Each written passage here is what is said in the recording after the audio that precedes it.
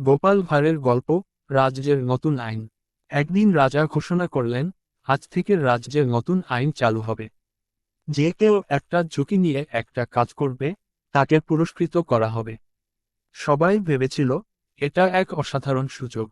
রাজ্যের সবাই শুরু করল ঝুঁকি নেওয়া। কেউ তার ঘোড়াকে বাচ্চার মতো পোষ মানাতে চাইল, কেউ পাখির মতো উড়ানোর চেষ্টা করল। গোপাল ভাঁড়, যিনি খুবই চালাক ও হাস্যকর ছিলেন, ভাবলেন, এই নতুন আইনে আমি কিভাবে এক্সট্রা লাভ করতে পারি। তিনি রাজার কাছে গিয়ে বললেন, মহারাজ, আমি একটি ঝুঁকি নিতে প্রস্তুত, কিন্তু সেটা হবে একেবারে নতুন ও অদ্ভুত। রাজা খুব আগ্রহী হয়ে বললেন, বল, কি করতে চাও?